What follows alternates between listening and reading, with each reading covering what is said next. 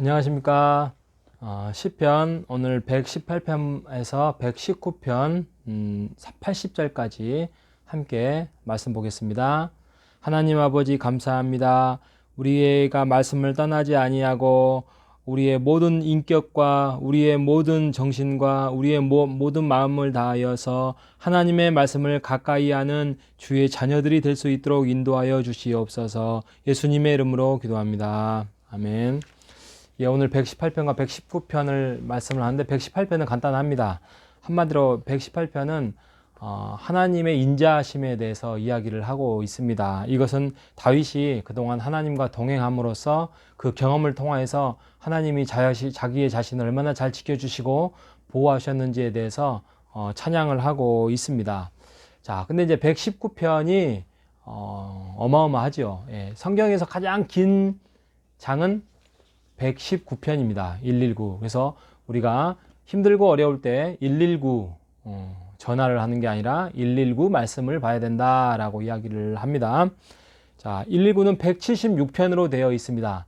이게 제가 어제 말씀드리기에는 성경의 히브리어는 22자의 자음으로 되어 있다고 그랬죠. 22자의 이것도 똑같은 겁니다. 22자의 이야기가 8가지 주제로 해서 나와 있기 때문에 176절이 되는 거예요. 그래서 이 사람들이 이렇게 이제 아름다운 실만데 주제들도 여러 가지죠. 여러 가지로 이야기를 할 텐데, 그런데 하나로 딱 집중이 되는 게 있어요. 하나로. 그게 뭐냐면 하나님의 말씀이다.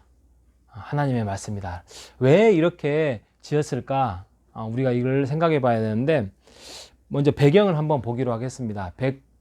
이 119편의 배경은 바벨론 포로 생활 이후에 지었던 시인데, 신앙으로 돌아와서 정체성이 없잖아요. 신앙의 믿음에 흔들림이 있었고 이제 70년 후에였기 때문에 여러 가지 기준을 잡을 필요가 있었어요.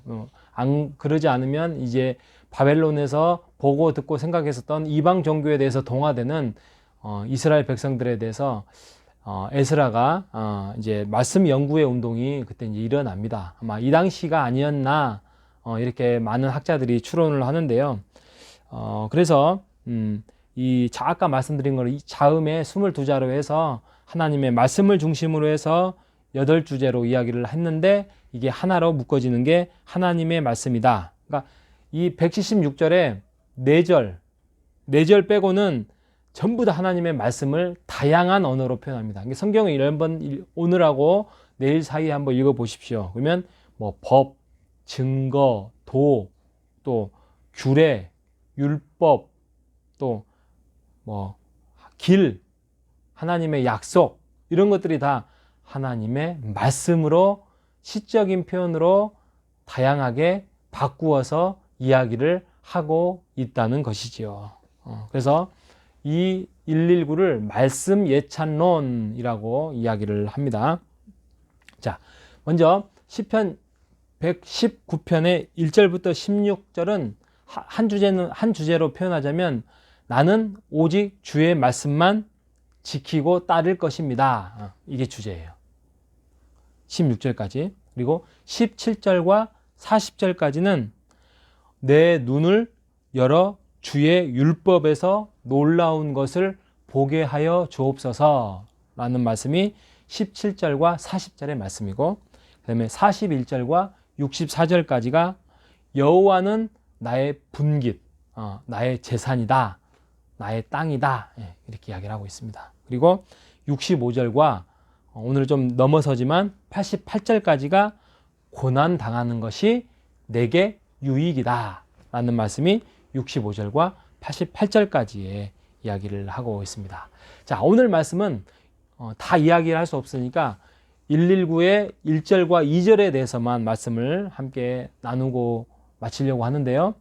복이 있는 자에 대해서 이야기를 하고 있습니다. 우리는 보통 복이 있는 자라고 이야기를 하면 뭐 명예가 좋았든지 높아졌든지 돈을 많이 벌었든지 그래서 재산이 많아졌든지 건강을 잘 가졌든지 권세와 능력을 가졌든지 이런 것들을, 이런 상황을 우리가 복 있는 자라고 이렇게 여깁니다. 하지만 오늘 119의 1, 2절은 이렇게 말합니다. 행위가 온전하여 여호와의 율법을 행하는 자, 그리고 여호와의 증거를 지키고 전심으로 여호와를 구하는 자는 뭐한다? 복이 있다라고 이야기를 하고 있습니다. 이게 하나님의 말씀이에요. 세상과 이 하나님의 말씀과 상충됐을 때는 우리는 뭘 따라야 된다? 하나님을 따라야 되고 하나님의 뜻과 말씀을 따라야 되는데, 우리는 거의 하나님 말씀과 가까이 하지 못한 상황에서 일주일을 살다 보니까 이 세상의 복과 하나님의 복이 부딪히는 경우가 있습니다. 그래서 하나님에 대해서 원망할 때도 있고 하나님에 대해서 이해하지 못할 때가 있습니다만, 오늘 119에서 가장 중요한 말씀 1, 2절이 어떤 사람이 복이 있냐면 하나님의 율법을 행하는 자, 하나님의 말씀을 지키고 여호와의 하나님을 찾는 자, 구하는 자를 복 있는 자다라고 이야기를 하고 있다고 이야기하고 있습니다. 그래서 우리가 하나님의 말씀을 여러분 가까이 하기를 바랍니다. 자, 하나님의 말씀을 가까이 할 때 어떻게 해야 되느냐? 자, 첫 번째 세 가지 말씀드릴게요. 첫 번째, 주의 말씀을 항상 구하고 배우고 즐거워해야 된다라고 이야기를 합니다. 이게 2절, 7절, 10절, 11절, 12절, 14절, 15절, 또 16절 이렇게 이야기를 하고 있습니다. 여러분, 우리가 하나님의 말씀을 본다, 듣는다는 것은 우리가 예수님과 사귄다는 거예요. 하나님과 사귄다는 거예요. 교제한다는 거예요. 예수님을 만나고 교제하는 이유는 내 인생의 기준이구나, 내 인생의 주인이구나, 이것을 고백하는 거예요. 그래서 우리가 예수님과 함께 그분의 가치를 본받아서 이 세상에서 살만한 공동체를 우리가 만들어야 되겠다라는 사명을 받은 자입니다. 그래서 이 세상에서 우리가 진정한 아름다운 공동체를 만들 수 있는 것은 우리가 하나님 말씀밖에 없다, 성경밖에 없다는 것을 알고 말씀을 가까이 하는 여러분 되시기를 바랍니다. 자, 우리가 이 귀한 말씀을 또 어떻게 해야 되느냐? 두 번째는 이 말씀이 성령님이 깨닫게 해주신다라는 것을 믿으시기 바랍니다. 여러분, 많이 공부를 해야 되고 성경을 많이 읽어야 되고 기도를 많이 해야 되고 그럴 수도 있습니다. 근데 꼭 그렇게 해야만 하나님이 깨닫게 해주시는 게 아니에요. 우리가 하나님을 가까이 하려고 하다 보니까 기도가 이루어지는 거고 성경을 보게 되고 말씀을 듣게 되고, 이게 듣다 보면 하나님께서 성령을 통하여서 우리에게 어느 날 갑자기 확 우리의 마음을 뒤집어서 깨닫게 해주신 거예요. 그래서 우리가 성령이 하셨습니다 라고 고백을 합니다. 여러분, 말씀을 가까이 하십시오. 기도를 열심히 하십시오. 또 묵상을 하십시오. 그러면 여러분이 그 어느 순간인가 성령님께서 여러분 안에서 들어오셔서 정말 어느 순간에 하나님의 말씀이 어떤 꿀보다도 더 귀하고 달고 어떤 음식보다도 더 하나님을 가까이 하는 최고의 도구가 말씀이라는 것을 하나님이, 성령님이 깨닫게 해 주실 것입니다. 그 성령의 일하심을 여러분 기대하시는 여러분 되시기 바랍니다. 자, 마지막으로 여러분 귀한 말씀을 어떻게 대처해야 되냐면 그 말씀을 깨달았다면 행해야 됩니다. 여러분, 말씀을 딱 깨닫고 감동을 받았어요. 그런데 이게 행동이 없으면 우리의 몸이 기억을 하지 못합니다. 여러분, 어렸을 때 우리 어린 아이들이 말을 안 들으면 매를 때리잖아요. 화나서 때립니까?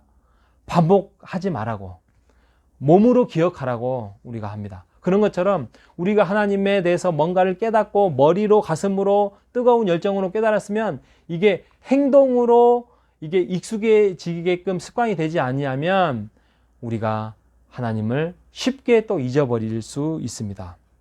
그래서 삶으로 여러분 살아내는 여러분 되시기를 바랍니다. 하나님의 말씀을 통하여서 오늘의 깨달음이 있다면 오늘도 삶으로 여러분 행동하시고 또 그걸 행해서 하나님이 기뻐하는 아름다운 여러분의 몸, 여러분의 가정, 또 여러분의 교회, 여러분의 공동체가 되시기를 간절히 바라겠습니다. 기도하겠습니다. 하나님 아버지, 감사합니다. 하나님의 말씀을 통하여서 우리가 하나님을 가까이 하고 더 깊은 교제 속에서 진정한 행복을 누리는 자들이 될 수 있도록 이끌어 주시옵소서.